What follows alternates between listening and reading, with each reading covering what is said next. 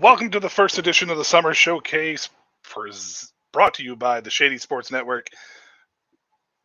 I'm Michael Washington. I'm your current host, and I am excited and absolutely thrilled to be bringing you a show like this. I'm going to center this entire show around the European League of Football, or known as the ELF. I will talk a little bit of the CFL, but I actually have a weekly show with Brian Snow called CFL Weekly that will be on Thursdays at 5 o'clock as well.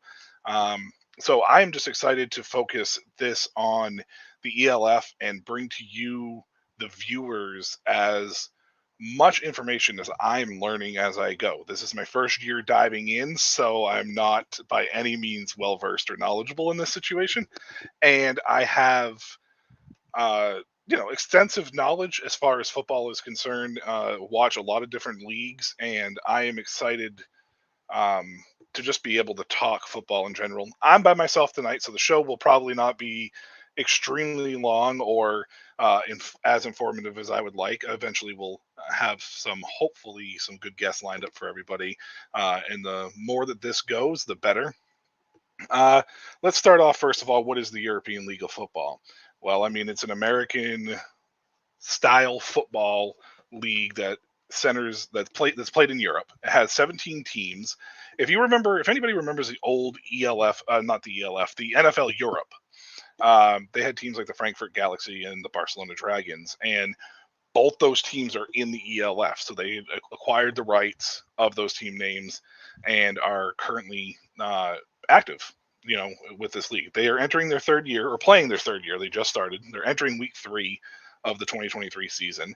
Um, they would have had 18 teams, but unfortunately, one of the teams did not return this year. The Istanbul Rams chose to take a hiatus. Don't know what the future holds with them from here on out.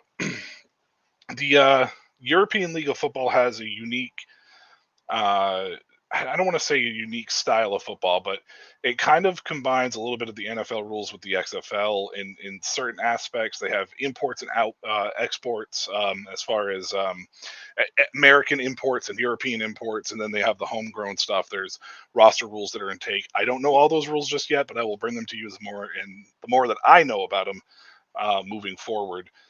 Let's see. Man, I don't even know where to start. 3 weeks in, and I can tell you that the play style of the ELF is pretty close to on par with the XFL and the USFL. There's a couple things that you can kind of look at and just be like, oh, that's a little bit weaker, but they might be a little stronger here. Stuff like that. Let's see. Quarterback play is pretty solid across the board. I'm really impressed with the ELF and how they've been able to attract talent to the league and how they're able to present the league. Everything they do on social media is fantastic, as far as I'm concerned, is when it comes to feeling like a big time league.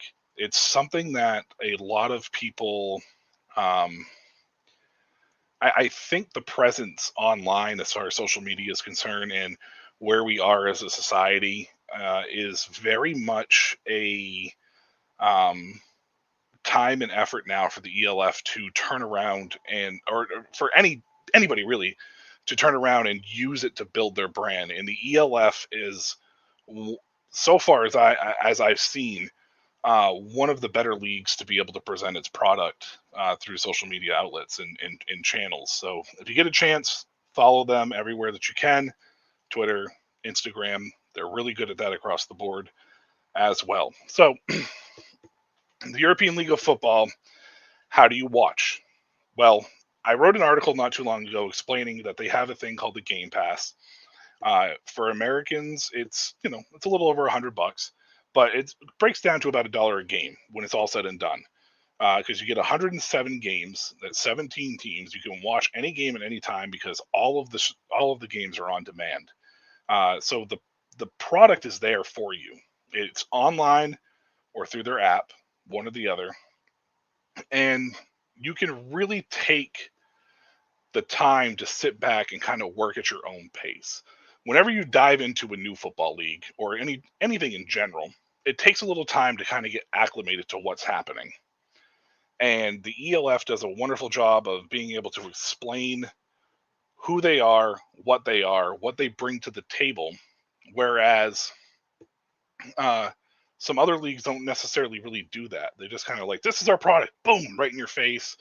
And you kind of you might feel a little overwhelmed. I didn't feel that way with the ELF when I was diving in. Now, granted, I've been lucky enough to make connections here with the Shady Sports Network. I've been here, you know, not even 6 months yet, and I've made some great connections.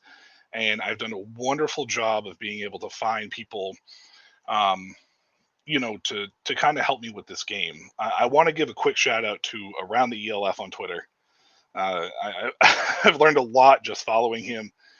He's fantastic. If you are interested in this league at any point in time, I suggest that you go follow him on Twitter. He does a wonderful job of explaining statistics and breaking down stuff, regardless if he realizes he does it or not.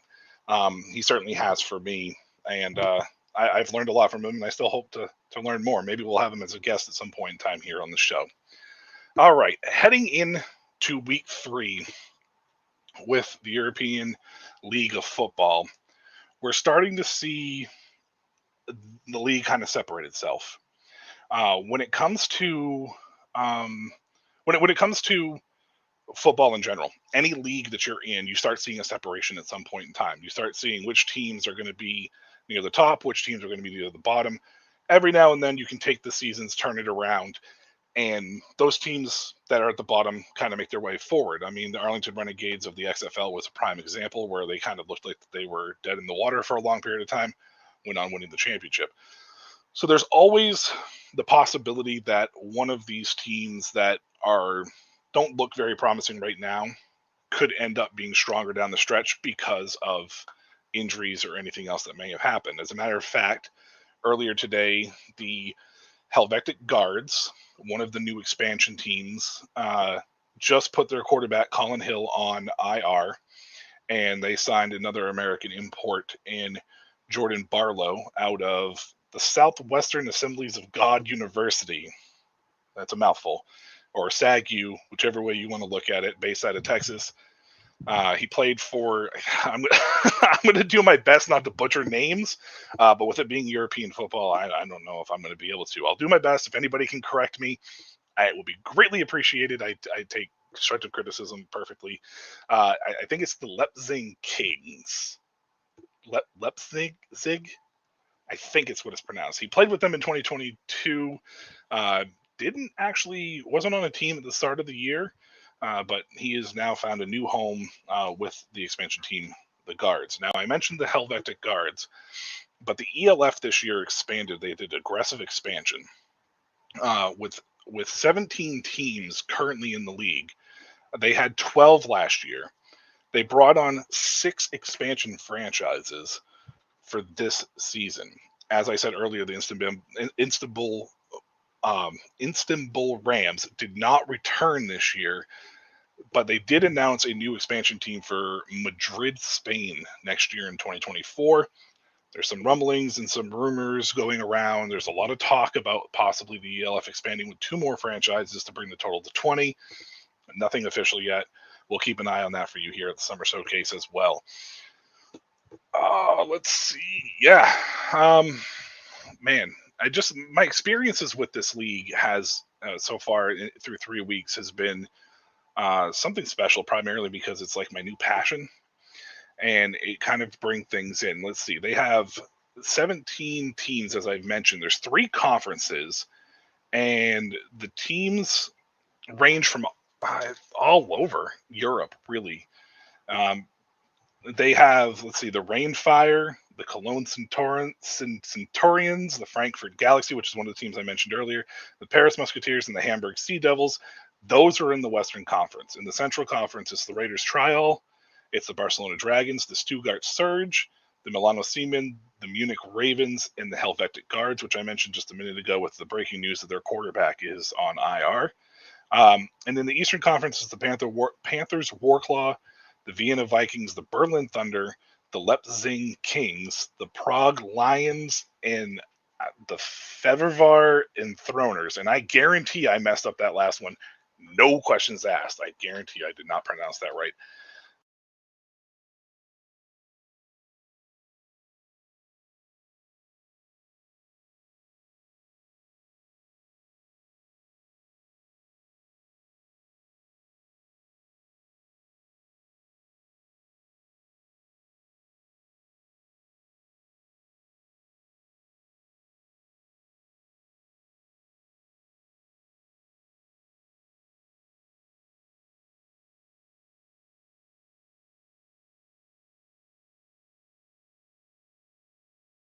This is current.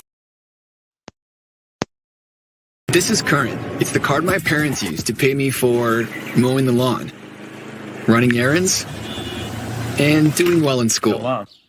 This is the card I used when we got the idea to make our own clothes. And we spread the word, drove downtown, and sold everything we made. This is the card I use to do the things that really matter. This is Current. Visit current.com and download the app for free today. This is Current. It's the card my parents used. Thank you, Current. Sorry about the little technical difficulties there. I appreciate that, by all means. Now that I've done rambling for, a good 10 minutes to open this show, I am going to turn around and break down week 2 a little bit. I went 7-1 in my predictions. I have a predictions and preview column that's going to come out every Wednesday night. So if you get a chance, the games usually start on Saturday and Sunday. It's usually only the 2 games on the weekends. Check that out as well. I have a week 3 previews and predictions already currently up. I went 7-1 last year. I don't want to spend a lot of time on the show breaking down predictions and previews. I feel like that those are probably a little bit better to read in a sense of, it's awesome to, hear people's thoughts and stuff, but I don't know if a lot of people just want to sit here and listen to me ramble or rant on about, a league that, not enough people necessarily truly know about, but that's what I'm here for. I'm here to hopefully bring this to you and make it as passionate for you as it is for me. So last week we saw kind of that separation. Expansion teams always tend to struggle, at least early in most football leagues.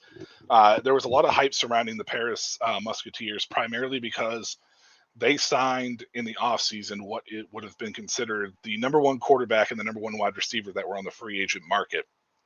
I can tell you that the Paris Musketeers are 1-1, and both weeks have been somewhat disappointing. So if that goes to show you by any means how hard it is for expansion teams to really separate themselves or really get off to a really quick start, that this league will definitely highlight that. When you have 6 teams that are doing that, it becomes a little predictable in some cases.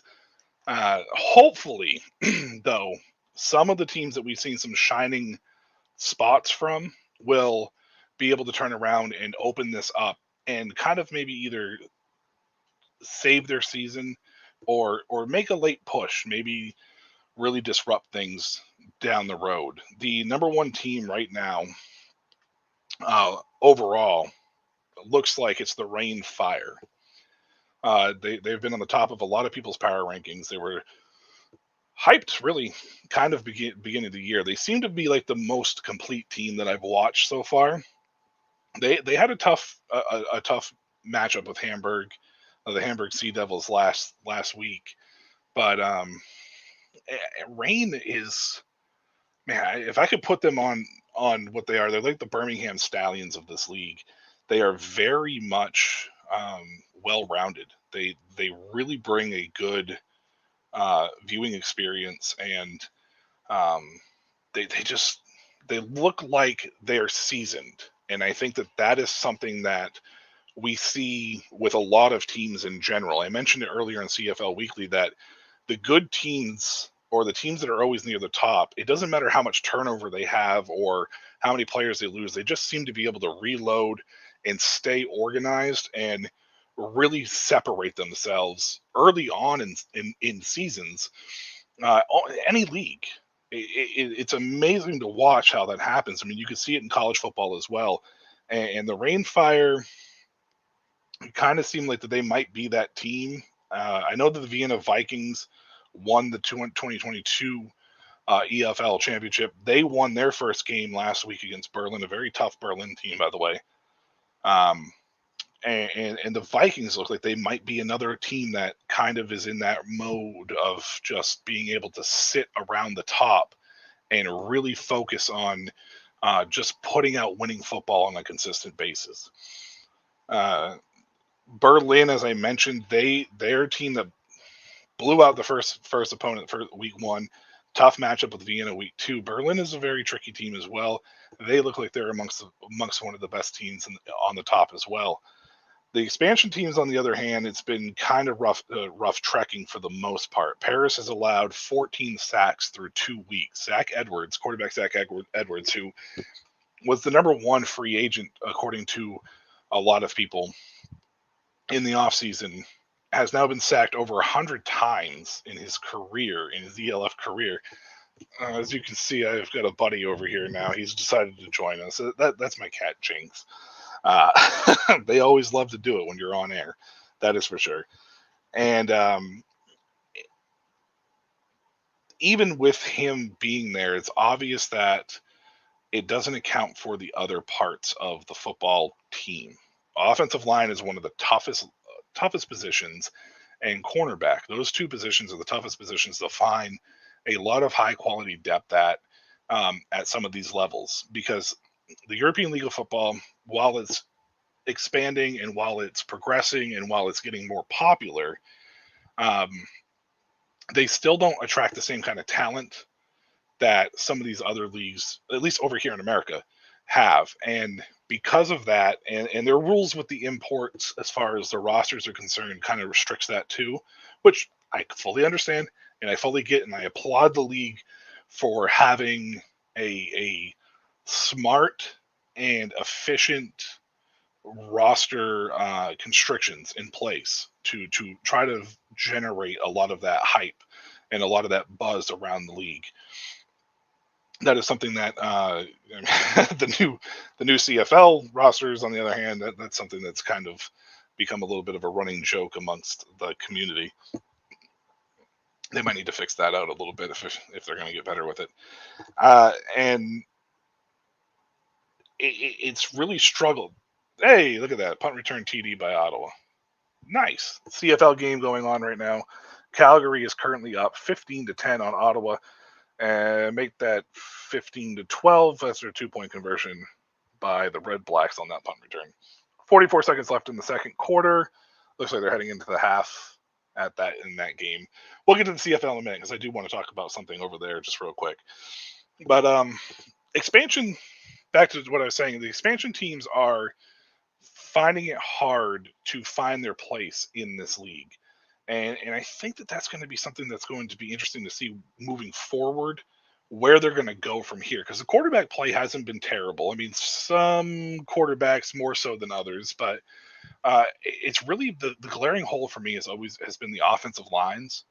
And Paris is the prime example with that one. But on the flip side of that, the flip token of that one is the Barcelona Dragons have not allowed quarterback Connor Miller to be sacked once through 2 games yet. They have a much, much, much tougher game this week, so we'll see what happens with them. But right now, as it sits, they have not allowed a single sack. So, where can you watch the ELF? Now, like I said, I mentioned earlier that I wrote a little bit of an introductory article to my experience with the ELF after week 1. And this comes to the Game Pass that I mentioned earlier. Oh, you know what? I'm repeating myself. I think I already said that. Damn, I am sorry, guys. I am all over the place. First show. Got to work this out, right? So, anyways, CFL. Let's talk about that real quick, because I did mention that I do a show, CFL Weekly, and the CFL Weekly is going to be presented in a manner of talking about game recaps and the following week. But here, I want to talk about more about individual performances, things that are going on inside. And primarily right now, I want to talk about Jeremiah Masoli for the Ottawa Red Blacks. Sam, I know you're going to love this one because you cover it. We mentioned him a little bit earlier on the CFL Weekly, and his career has been derailed by injuries. A guy who's electric when he's on the field and has an opportunity and chance to really thrive when he plays, but the injuries have become so much that I'm almost wondering if after this season if I'm a team in the CFL or if I'm Ottawa, if I move on from Masoli, or if Masoli thinks about possibly maybe hanging it up, because the injuries have been insane for him throughout the course of his career. And I, as much as I love the guy and as much as I love watching him play, I really honestly hope that he's seriously thinking about his health long term and whatnot, because football's a hard sport. It does a lot of things to your body. It can destroy your body, and Masoli is a guy who could help this Ottawa team really make a late push into the playoffs. But these injuries are definitely something to be concerned about. All right. Well, I don't have much more. I just kind of wanted to get the first week